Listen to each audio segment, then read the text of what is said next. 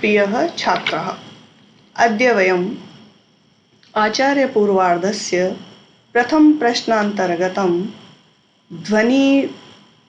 भाषाविज्ञाने ध्वनिनियमानाम् अध्ययनं कुर्मः। ध्वनिनियमस्य स्वरूपं, ध्वनिनियमः विभिन्नानां भाषाणाम् अध्ययनेन ज्ञायते यत् तासु समये समये किञ्चित् परिवर्तनं जायते। कानिचित् परिवर्तनानि सीमितक्षेत्रेषु जायन्ते, कानिचित् व्यापकक्षेत्रेषु जायन्ते। एतानि परिवर्तनानि ध्वनिनियमः इति नाम्ना प्रसिद्धानि। ध्वनिनियमानां वैशिष्ट्यं सीमा च विद्यते। ते सामान्यनियमाः न सन्ति, अतः सर्वासु भाषासु समानरूपेण न प्रयुज्यन्ते। ते भाषाविशेषे कालविशेषे च प्रयुक्ताः भवन्ति। भाषायां ध्वनिप्रवृत्तिरेव कालान्तरे ध्वनिनियमः इति नाम्ना प्रयुज्यते। ध्वनिनियमस्य परिभाषा। भाषाविशेषे कालविशेषे च परिस्थितिविशेषे च विशिष्टानि ध्वनिपरिवर्तनानि एव ध्वनिनियमः। तत्र ध्यातव्यः विद्यते ध्वनिनियमस्य सम्बन्धः विशेषभाषया विद्यते। ध्वनिनियमः कालविशेषेण सम्बद्धः भवति। ध्वनिनियमः विशिष्टपरिस्थितिषु एव भवति। ध्वनिनियमस्य प्रभावः केचित् विशिष्टध्वनिषु एव भवति। विशिष्टाः ध्वनिनियमः। विशिष्टेषु ध्वनिनियमेषु प्रमुखाः सन्ति ग्रीमनियमः, ग्रासमाननियमः, वर्नर्नियमः, तालव्यनियमः, मूर्धन्यनियमः। तत्र प्रथमं ग्रीमनियमः। ग्रीमनियमः, ग्रासमाननियमः, वर्नर्नियमश्च मूलभारोपीयभाषया सम्बद्धः। एषु नियमेषु मूलभारोपीयभाषायाः ध्वनिषु परिवर्तनं भवति। ग्रीमनियमानुसारं मूलभारोपीयभाषायाः 9 ध्वनयः आङ्ग्लभाषायां, जर्मन् भाषायां च परिवर्तिताः भवन्ति। क, त, प ध्वनयः ख, थ, फ रूपेण परिवर्तन्ते। घ, ध, भ ध्वनयः ग, द, ब रूपेण परिवर्तन्ते। ग, द, ब ध्वनयः क, त, प रूपेण परिवर्तन्ते। ग्रासमाननियमे मूलभारोपीयभाषायाः द्व्यक्षरी धातुषु 2 महाप्राणध्वनिः स्तः। तासु प्रथमध्वनिः लुप्यते, द्वितीयवर्णे महाप्राणध्वनेः लोपात् प्रथम महाप्राणध्वनिः अवशिष्यते। वर्नर्नियमे ग्रीमनियमस्य संशोधनं प्रस्तुतं। यदि मूलभारोपीयभाषायां क, त, प ध्वनितः पूर्वम् उदात्तस्वरः भवति तदा तु ग्रीमनियमानुसारेण परिवर्तनं भवति। यदि उदात्तध्वनिः तेषां परतः विद्यते तर्हि क, त, प वर्णाः ग, द, ब रूपेण परिवर्तन्ते। ग्रीमनियमः। ग्रीमनियमस्य प्रवर्तकः प्रोफेसर् याकोब ग्रीम आसीत्। अस्य नाम ध्वनिपरिवर्तनम् आसीत्। मैक्स् मूलर् महोदयेन अस्य नाम ग्रीमनियमः इति कृतम्। ग्रीम्स् लॉ। एकः विद्वान् कथयति यत् अस्य नाम रास्कनियमः वर्तते, यतोहि डेनिश् विदुषा रास्कमहोदयेन अस्य नियमस्य प्रकाशनं स्वकीयपुस्तके कृतम्।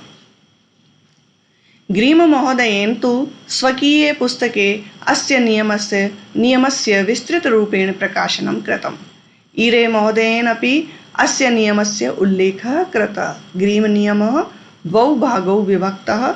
प्रथमवर्णपरिवर्तनं, द्वितीयवर्णपरिवर्तनं। प्रथमवर्णपरिवर्तनम्। इदं वर्णपरिवर्तनम् ईसातः पूर्वमेव अभवत्। अस्य प्रभावः समानरूपेण गाथिक्, निम्न जर्मन्, डच्, आङ्ग्लादिषु भाषासु अभवत्। भारोपीयमूलभाषायाः व्यञ्जनध्वनयः संस्कृत, लैटिन्, ग्रीक् आदिषु सुरक्षिताः। आङ्ग्लभाषायाः उद्भवः निम्न जर्मन्तः अभवत्। अतः अनेन संस्कृताङ्ग्लभाषयोः तुलनया इदं परिवर्तनं स्पष्टरूपेण प्रतीयते। अस्मिन् वर्णपरिवर्तने संस्कृत, लेटिन, ग्रीक, स्लावोनिक भाषाः सन्ति।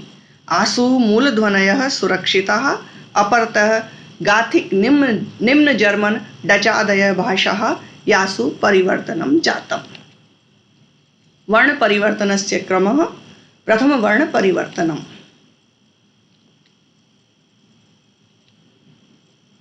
प्रथमवर्णपरिवर्तनं क, त, प अघोष अल्प प्राणाः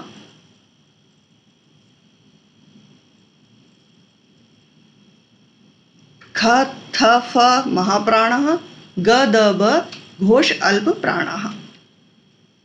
द्वितीयवर्णपरिवर्तनं। द्वितीयवर्णपरिवर्तनं सप्तमाष्टमशताब्द्याम् अभवत्। इदं परिवर्तनं केवलं जर्मन भाषायाः द्वयोरुपयोः उच्चजर्मने निम्नजर्मने च अभवत्। निम्नजर्मनस्य प्रतिनिधिभाषा आङ्ग्लभाषा विद्यते। इदं परिवर्तनं निम्नजर्मनात् आङ्ग्लभाषायाः उच्चजर्मने अभवत्। निम्नजर्मनस्य केचन ध्वनयः उच्चजर्मने परिवर्तिताः। जर्मनीदेशस्य उत्तरीभूभागः निम्नजर्मनभाषायाः, दक्षिणपर्वतीयभूभागः उच्चजर्मनभाषायाः विद्यते। निम्नजर्मनभाषायाः शाखा आङ्ग्ल, डच्, डेनिश्, नार्वेई, स्वीडिश् भाषाः विद्यन्ते।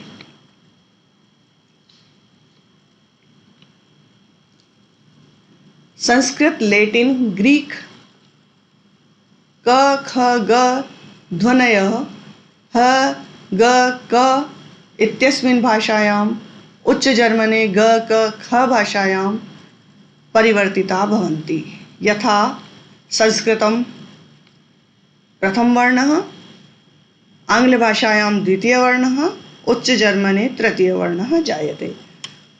अनेनैव द्वितीयवर्णः तृतीयवर्णः, तृतीयवर्णः प्रथमवर्णः, तृतीयवर्णः प्रथमवर्णः, प्रथमवर्णः द्वितीयवर्णः अनेन सारणीमाध्यमेन स्पष्टं जायते। प्रथमध्वनिपरिवर्तनाय ग्रीक, लेटिन भाषे विहाय मूलभारोपीयभाषायाः प्रतिनिधि संस्कृतस्य ग्रहणात्, निम्नजर्मनस्य प्रतिनिधि आङ्ग्लभाषायाः ग्रहणात् अयं नियमः स्पष्टः। प्रथमवर्णपरिवर्तनस्य उदाहरणानि। संस्कृते कः आङ्ग्लभाषायां हो, अर्थात् संस्कृतस्य क ध्वनि आङ्ग्लभाषायां ह रूपेण व रूपेण वा परिवर्तिता। अनेनैव त इति ध्वनि थ इत्यस्मिन् परिवर्तिता। त्रि इत्यस्य थ्री, तनु इत्यस्य थिन्, तृण इत्यस्य थ्रोन्। प ध्वनि फ रूपेण परिवर्तिता। पितर इत्यस्य फादर, पाद इत्यस्य फुट। घ ध्वनि ग रूपेण परिवर्तिता। घंस, घोष, गोस, दुहितर, दुघितर, डॉटर। ध ध्वनि द रूपेण परिवर्तिता। विधवा, विडो, धिति, डीड। भ ध्वनि ब रूपेण भ्रातर, ब्रदर, भू, बी, भर, बियर। ग ध्वनि क रूपेण गो, काउ, युग, यॉक। द ध्वनि त रूपेण दशन, टेन, द्वौ, टू, अद, ईट। ब ध्वनि प रूपेण लब, लिप इति दृश्यते। द्वितीयवर्णपरिवर्तनस्य उदाहरणानि। द्वितीयवर्णपरिवर्तने त्रिकोणानुसारम् एकं पदम् अग्रे परिवर्तनं भवति। निम्नजर्मने आङ्ग्लभाषायां च निम्नप्रकारेण परिवर्तनं जायते। आङ्ग्लभाषायां के ध्वनि ख रूपेण, टी ध्वनि स रूपेण, पी ध्वनि फ रूपेण परिवर्तते। एच ग रूपेण, टी एच द रूपेण, फ ब रूपेण, ग क रूपेण, ड त रूपेण, ब प रूपेण परिवर्तते। द्वितीयवर्णपरिवर्तनस्य उदाहरणानि। ख ध्वनि आङ्ग्लभाषायां बुक् इति क, जर्मन भाषायां ख रूपेण परिवर्तते बुक् इति। कुक् इत्यस्य कोक्। आङ्ग्लभाषायाः टी ध्वनि सरूपेण परिवर्तते औट्, औस्, फुट्, फुट्स्, टेन्, सेन्। आङ्ग्लभाषायाः प ध्वनि फ रूपेण परिवर्तिता अप्, उफ्। एप्पल, एप्पल, ओपन, ओफेन। एच ध्वनि ग रूपेण परिवर्तिता हॉस्टिस, घोस्ट। थ ध्वनि द रूपेण परिवर्तिता थ्री, ड्राई, थिक, डिक। व ध्वनि ब रूपेण परिवर्तिता वाइफ, वाइफ, गिव, गेवेन। ग ध्वनि क रूपेण परिवर्तिता ब्रिज, ब्रुक, ब्रुक। ड ध्वनि त रूपेण गॉड, गॉट, डू, तुन। ब ध्वनि पे रूपेण डबल, डोपेल इति परिवर्तनं दृश्यते। ग्रीम नियमस्य अपवादः। ग्रीम महोदयेन अस्मिन् ध्वनिपरिवर्तने केचन अपवादाः प्रदर्शिताः, यथा क त प तः पूर्वं स संयोगे सति स्क स्ट प, त तः पूर्वं क प वा संयुक्ते सति ट पट। स्कः जैसे लैटिन भाषायां पिस्किस, गाथिक भाषायां फिस्किस। लैटिन भाषायां एस्ट, गाथिक भाषायां ईस्ट। लैटिन भाषायां स्पीसियो, गाथिक भाषायां स्पेहोन। लैटिन भाषायां ऑक्टो, गाथिक भाषायां आक्ट। लैटिन भाषायां काप्टुस, गाथिक भाषायां हाफ्टस। जर्मनिक अथवा ट्यूटानिक परिवारस्य प्राचीन भाषा गाथिका वर्तते। अस्मादेव उच्चजर्मनस्य, निम्नजर्मनस्य, आङ्ग्लभाषाया च प्रादुर्भावः जातः। ग्रासमान नियमः। जर्मनी देशस्य विदुषा हार्मान ग्रासमान महोदयेन अस्य नियमस्य प्रवर्तनं कृतम्। तेन ग्रीम नियमस्य त्रुटीनां निराकरणं कृतम्। ग्रीम नियमानुसारेण येषु उद्धरणेषु ब इत्यस्य प द इत्यस्य त, ब इत्यस्य प द इत्यस्य त भवितव्यं, तेषु गाथिक भाषायामपि ब द प्राप्यते। संस्कृतस्य बोधति, गाथिक भाषायां विउदान, संस्कृतस्य दभ इत्यस्य दौप्स् जायते। ग्रासमान महोदयेन प्रतिपादितं यत् संस्कृत ग्रीक भाषासु द्वौ अव्यवहित सूक्ष्मध्वनिषु सामान्यतया प्रथमोष्मध्वनि निर्गच्छति। यत्र द्वितीयवर्णस्य ऊष्मध्वनिः निर्गच्छति तत्र प्रथमवर्णे ऊष्मध्वनिः आगच्छति। उद्धरणानि। अनेन कल्पना जायते यत् धा इत्यस्य ददामि मूलरूपम् आसीत्, तस्य ददामि प्रथमतः ध इत्यस्य द ह ध्वनि निर्गच्छति। भ्रभार, भ्री इत्यस्य भभार आसीत्, पुनश्च बभार जातः, प्रथमतः भ इत्यस्य ब ह ध्वनि निर्गच्छति। बुध, भूत, बुधौ, भुत्सु, बुधौ इत्यत्र प्रथम वर्णतः ऊष्मध्वनि निर्गच्छति। भूत, भुत्सु इत्यत्र द्वितीय वर्णतः ऊष्मध्वनि निर्गच्छति। अतः ब इत्यस्य भ अभवत्। अतः मूल धातु बुध आसीत्। दुह मूल धातु दुध आसीत्। धुक्, दुहो, दुग्भ्यां, दुक्षु। अतः संस्कृतस्य मूलभूत धातो धब धातो गाथिक भाषायां ग्रीम नियमानुसारेण एव परिवर्तनम् अभवत्। वर्नर नियमः। कार्ल वर्नर महोदयः जर्मन भाषाशास्त्री विद्यते। अनेन ग्रीम नियमे संशोधनं कृतम्। ग्रीम नियमस्य ये अपवादाः अवशिष्टाः तेषु विषये वर्नर महोदयेन ज्ञातं यत् ग्रीम नियमस्य आधारः उदात्तस्वरः आसीत्। तदनुसारेण मूलभारोपीयभाषायाः शब्दानां क त प ध्वनीन् जर्मनिक भाषायां ह थ फ तदेव भवति यदा मूलभाषायाम् अव्यवहितपूर्वं कोऽपि उदात्तस्वरः भवति।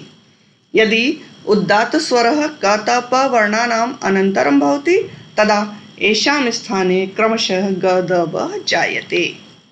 उद्धरणानि। युवक स शतम और युवक स इत्येषां लैटिन भाषायां जेवेनिकस, कैंटुम, सेप्टम, गाथिक में जग्स, हॉन्ड, सिबुन, आंग्ल भाषायां यंग, 100, 7। अत्र ध्वनि परिवर्तनम क इत्यस्य ग, त इत्यस्य द, प इत्यस्य ब जातः। अत्र कतपय ध्वनिनां परतः उदात्त स्वरः विद्यते, अतः अत्र ह थ फ स्थाने ग-द-ब अभवत्। भ्राजर शब्दे तः पूर्वतः, भ्रातर शब्दे तः पूर्वतः उदात्तः, अतः गाथिक भाषायाम् आंग्ल भाषायां च ब्रदर शब्दे टी इत्यस्य थ त स्थाने थ प्राप्यते। ब्राथर इत्यस्य उच्चारणं ब्रदर जायते। तालव्य नियमः महत्वं। तालव्य नियमस्य महत्वम्। अस्य प्रवर्तकः विल्हेल्म्स् थॉम्सन, जोन् स्मित्, कालित्स् महोदयाः विद्यन्ते। मन्यन्ते यत् भारोपीयभाषायाः स्वरव्यञ्जनध्वनयः संस्कृतभाषायां सर्वाधिकरूपेण सुरक्षिताः, किन्तु संस्कृत, ग्रीक, लैटिन भाषाणां तुलनया भाषाशास्त्रिणः कथयन्ति यत् मूलभारोपीयभाषायाः व्यञ्जनध्वनयः संस्कृते अधिक प्रामाणिकरूपेण सुरक्षिताः, तथा च स्वरध्वनयः ग्रीक लैटिन भाषायोः।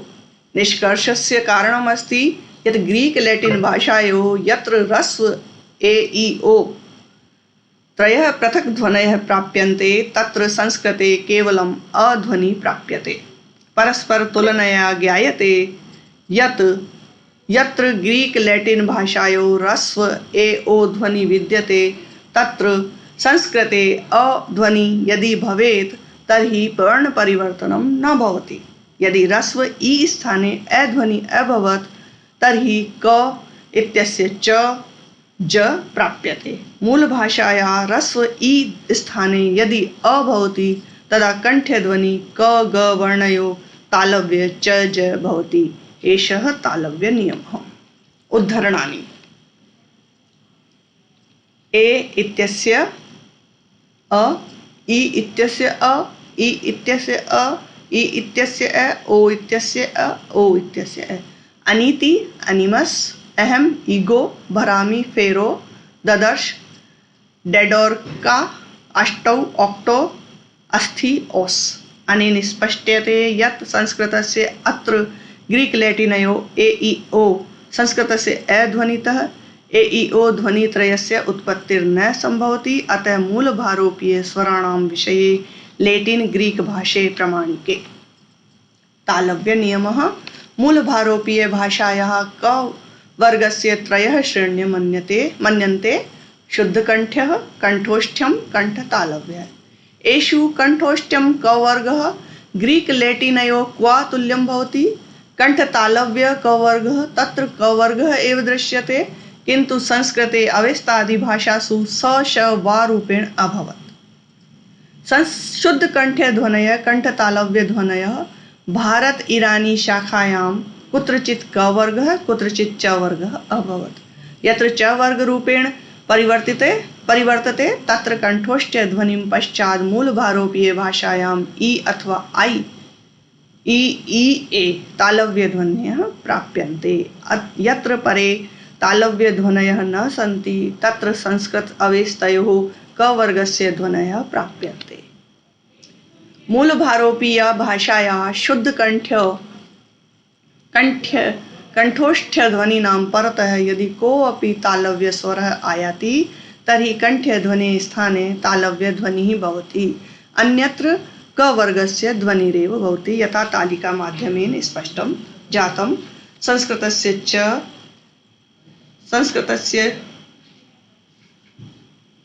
क इत्यस्य च, क इत्यस्य च, क इत्यस्य च, ग इत्यस्य ज, च के टे, पंच किनिक पेंटे, चिद क्विड टी, जनस जेनोस, जानू जेनू गेनु गेनु गुड्ना।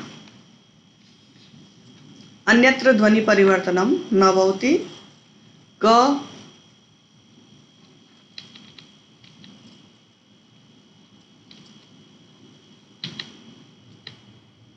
क इत्यस्य कतर क्वड क्वार्टर्स कर्क कैंसर कर्किनोस युगम जुगम जुगोन। तालव्य नियमस्य प्रभावात् एव संस्कृते गम जगाम क्री चकार हन जघान आदिषु अभ्यासे च ज तालव्य ध्वनिः प्राप्यन्ते। ग्रीक लैटिन आदिषु अभ्यासे ईद स्वरः मिलति। यथा ग्रीक भाषायां डेडोर का संस्कृते ददर्श, गेगोना संस्कृते जजान, लैटिने भाषायां टेटिगी संस्कृते तस्थौ। तालव्य नियमस्य प्रभावात् एव क्वीन इत्यस्य संस्कृते जनि स्त्री अभवत्। संस्कृते कैवर्गीय ध्वनीनां रूपद्वयं प्राप्यते पचति पाकः, ओजसः उग्रः, रंजन रंग, राग यज याग, शोचते शोकः। मूर्धन्य नियम है प्रोफेसर पाठ प्रोफेसर पार्थु नातो। संस्कृते मूर्धन्य नियमस्य संकेतः पाणिने अष्टाध्यायी मध्ये प्राप्यते। यथा रसाभ्यां नोणः समानपदे रसवर्णयो न जायते। इ ए ओ स्वरस्य क आदि व्यञ्जनानन्तरं स भवति। यथा उत्तीर्णः विष्णु रामेषु वाक्षु। न इत्यस्य न स इत्यस्य श मूर्धन्यकरणमस्ति। भारोपीय भाषासु कुत्रापि मूर्धन्य ध्वनयः न विद्यन्ते, किन्तु संस्कृते मूर्धन्य ध्वनीनां प्राचुर्यं विद्यते। विदुषां मते एष द्रविड़ भाषाणां सम्पर्कस्य प्रभावः।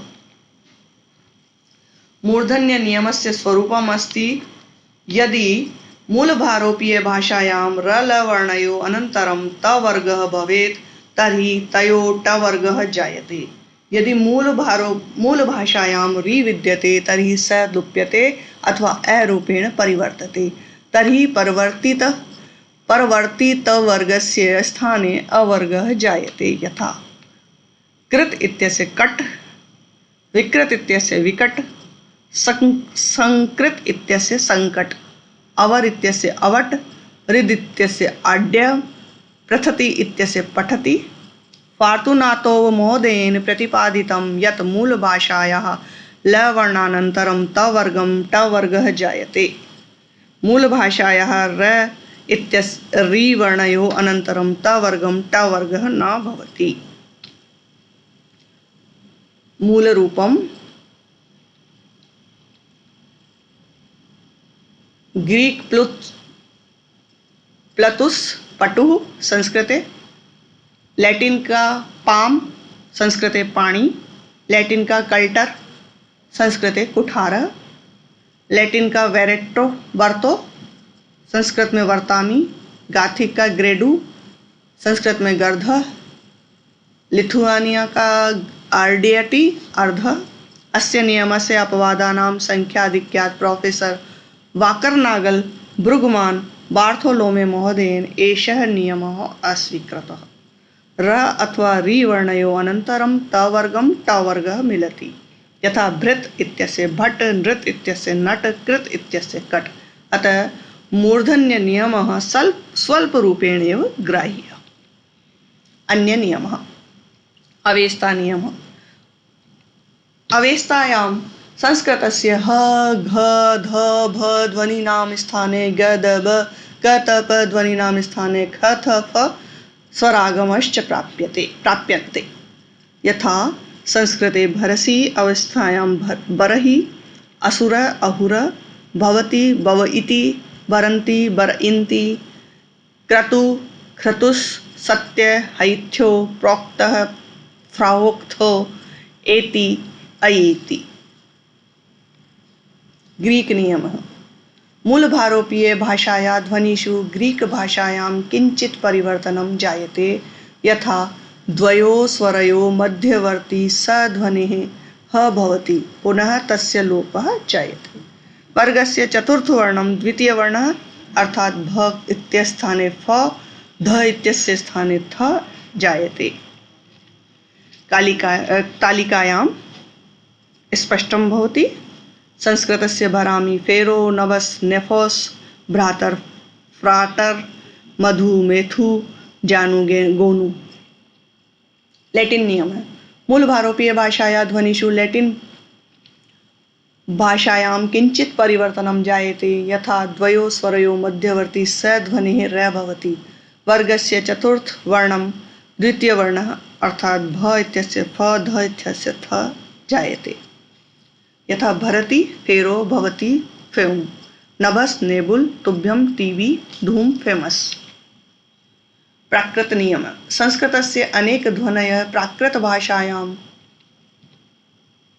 परिवर्तन्ते। यथा शब्दानां मध्यवर्ती कतप ध्वनयः गदभ रूपेण परिवर्तन्ते, तथा च ख थ फ ग ध भ ध्वनयः ह रूपेण परिवर्तन्ते। ट ठ ध्वनि ड ड तथा च प स्थाने व जायते। अतिथि इत्यस्य अदिथि अदिधि, आगतः इत्यस्य आगदो, मुखः इत्यस्य मुह, मेघ इत्यस्य मेह, वधु इत्यस्य वहु। कुटुम्ब इत्यस्य कुडुम्ब, पठन इत्यस्य पठन, दीपाली इत्यस्य दिवाली, अशेष इत्यस्य अशेष, पाषाण इत्यस्य पाषाण। फारसी नियम है। फारसी भाषायां संस्कृतस्य केचन ध्वनयः परिवर्तन्ते। यथा स स्थाने ह जायते, ज स्थाने ज अभवत्। सिंधु हिंद सप्त हफ्त सम हम। जानु जानु, जातः जादः, नास्ति नाभूतं नेस्तनाबूदः। अनेन प्रकारेण भाषाविज्ञाने ध्वनिनियमानां विवेचनम् अभवत्, किन्तु ते नियमाः वैज्ञानिकनियमवत् निश्चिताः न भवन्ति। तेषु समयानुसारं परिवर्तनं जायते, तथा च अपवादाः अपि प्राप्यन्ते। इति भाषाविज्ञाने ध्वनिनियमानां प्रतिपादनम् अभवत्। धन्यवादः।